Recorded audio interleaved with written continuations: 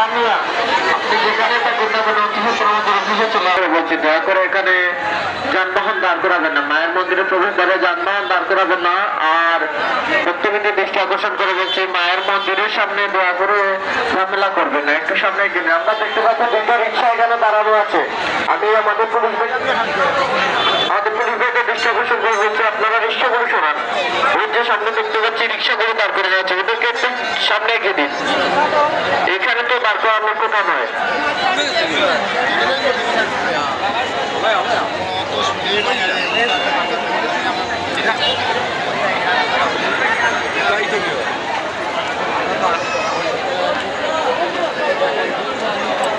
মায়ের এক ভক্ত মৌলভীবাজার হতে আগত মায়ের এক ভক্ত বাবু জীবন চন্দ্র সরকার মায়ের মন্দিরের নির্মাণ কাজের জন্য স্বেচ্ছায় 100 টাকা দান করলেন। মা মঙ্গলময় মঙ্গল করুন। এখানে দেখতে পাচ্ছি একটু অটো রিক্সা দাঁড় করানো আছে, ওগুলো দয়া করে একটু সরিয়ে নিন ভাই।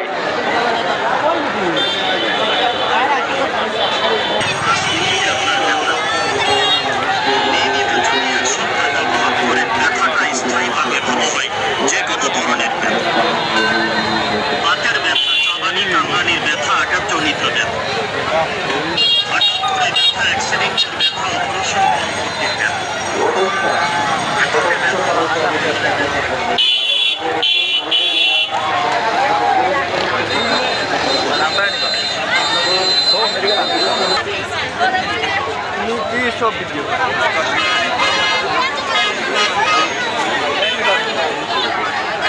আগে ঘুরে গেছি।